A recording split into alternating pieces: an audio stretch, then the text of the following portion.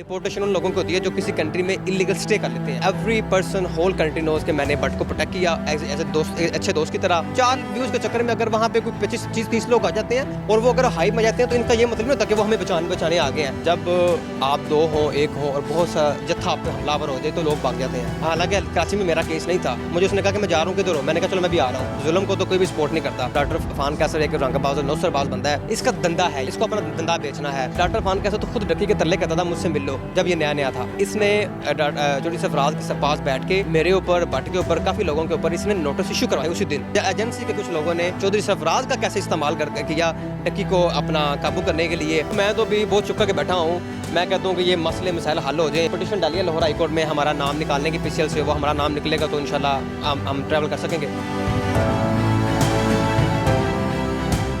सामने नाज़रीन, मैं इकरा फारूक सुनोनी उसकी जानिब से मेरे साथ इस टाइम मौजूद हैं नदीम नानी वाले, जिनको आप सोशल मीडिया पर देखते हैं।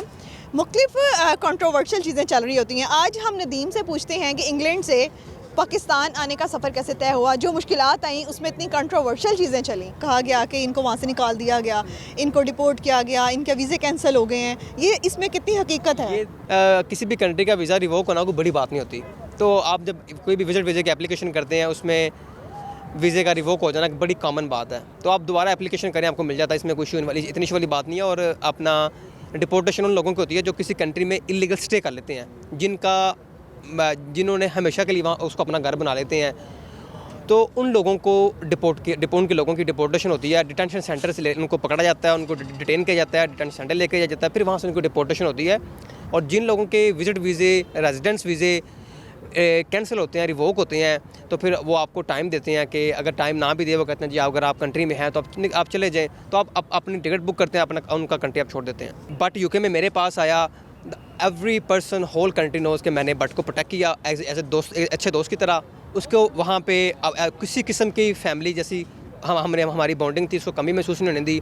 हमारे वकील थे मियां अली इशफाक साहब, उन्होंने जब हमें गाइड किया कि अभी चीज़ें थोड़ी ठंडी हैं, अब मैं आपकी Islamabad high court protective bail ले रहा हूँ, उस बेल के मद्देनज़र हम पाकिस्तान लैंड हुए।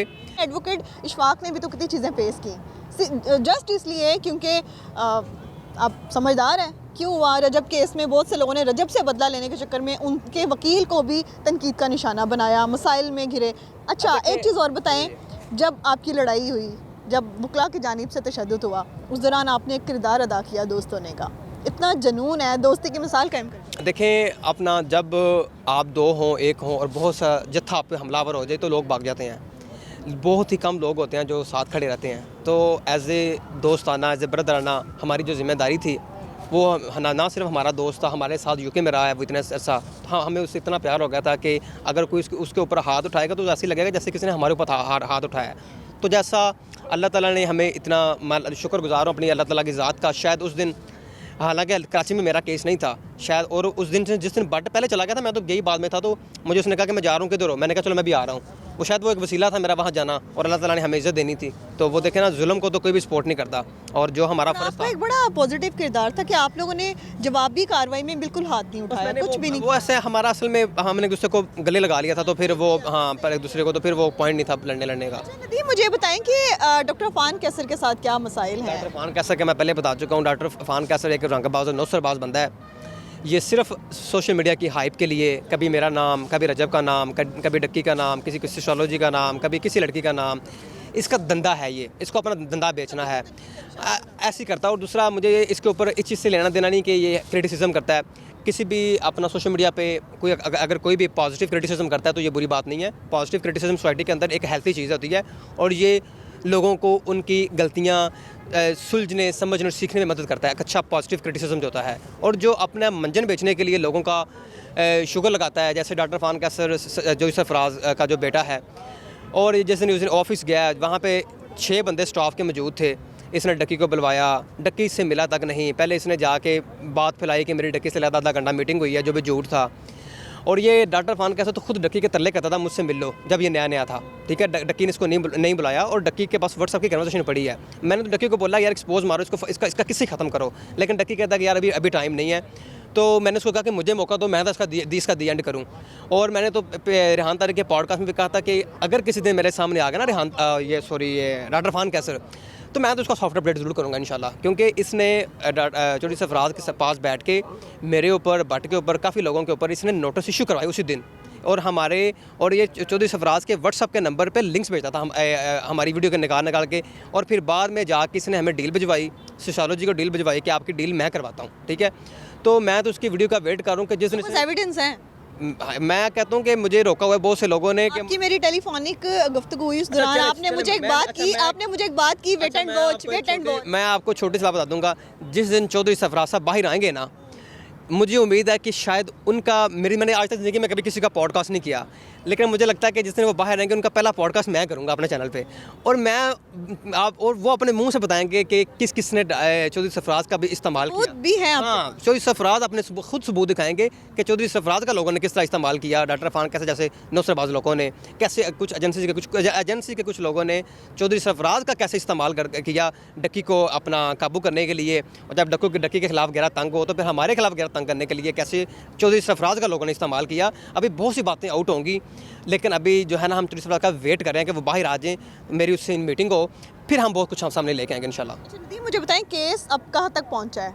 अभी देखें एनसीसी की मेरे जो इलीगली 2 फ़ोन डिटेन किए थे, एक डिप्टी डॉक्टर जवार था, अली रज़ा था, चौधरी सरफराज था, और मैं तो पहले भी बहुत दफ़ा बता चुका हूँ इनका। मेरे इलीगल फ़ोन डिटेन किए मेरे ऊपर। अभी भी रिसेंटली एक FIA की एंटी मनी लॉन्ड्रिंग की मेरी कंपनी थी, उसको मैंने बंद करने के लिए रिक्वेस्ट की, तो उसके ऊपर एंटी मनी लॉन्ड्रिंग उन्होंने एक एप्लीकेशन अपना इंक्वायरी डाल दी मेरे ऊपर अभी रिसेंट 2-3 वीक्स पहले। तो मैं तो अभी बहुत चुपका के बैठा हूँ। मैं कहता हूँ कि ये मसले मसाइल हल हो जाएँ, क्योंकि हमने किया कुछ भी नहीं, मैंने तो की कुछ नहीं, मैंने ज़िंदगी में प्रमोशन नहीं की बैटिंग शैटिंग की, लेकिन मेरे ऊपर भी झूठे केस डाले हुए हैं इन्होंने। अभी देख रहे हैं क्या बनता है। अभी हमने पिटीशन डाली है लाहौर हाई कोर्ट में हमारा नाम निकालने की, PCL से वो हमारा नाम निकलेगा तो इंशाल्लाह हम ट्रैवल कर सकेंगे। अच्छा नदीम, यंग जनरेशन को क्या पैगाम देना चाहिए? देखें जी, यंग जनरेशन को पैगाम यही है कि मैं हमेशा यही कहता हूँ कि ये जो लोग अपना टाइम वेस्ट करते हैं, अपना लोगों के पीछे भाग के, ये अपना टाइम वेस्ट ना करें। आपकी ज़िंदगी जो है का फ्यूचर आपके अपने हाथ में है। आप अपना रिसर्च करें, नॉलेज लें, यूट्यूब पे फ्री पड़ा हुआ है, और ट्रेडिंग करें, और क्रिप्टो की तरफ आएँ, ट्रेडिंग की तरफ आएँ। यही वर्ल्ड है, यही आपका आगे फ्यूचर है आपका। बहुत से लोग हैं वो कहते हैं कि मास्टर्स करके उतना पैसा नहीं कमा सकते जितना हम यूट्यूब से, टिकटॉक से कमा सकते हैं।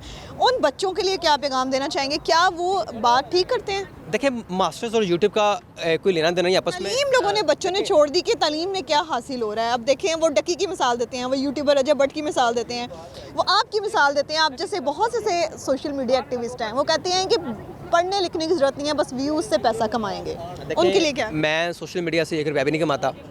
मुझे कोई भी ब्रांड अप्रोच करे कि हमने आपसे प्रमोशन करनी है, मैं प्रमोशन करते ही नहीं, ठीक है। मैं नाम प्रमोशन करता हूँ, नाम सोशल मीडिया से कमाता हूँ। यूट्यूब पे अगर आप रेगुलर व्लॉग करते हो, आपको पर जो है ना 1 मिलियन व्यूज़ पे आपको $800 मिलता है, लेकिन हर बंदा 1 मिलियन व्यूज़ नहीं ले सकता। तो अगर हर बंदा यूट्यूब पे आ जाएगा तो निज़ाम दरम बरम हो जाएगा। तो एजुकेशन बड़ी ज़रूरी है आपकी ज़िंदगी में। अगर एजुकेशन नहीं होगी तो आप नॉलेज गेन नहीं कर सकोगे। और अगर देखें, हम तो कुछ भी नहीं, 19 18 साल के एजुकेटेड जो बच्चे हैं वो ट्रेडिंग की दुनिया में बादशाह बने हुए हैं। देखें, दे होल्ड बिटकॉइंस, वो ट्रेडिंग करते हैं, फ्यूचर ट्रेडिंग करते हैं, और अपना उनके पास मिलियंस ऑफ पैसा।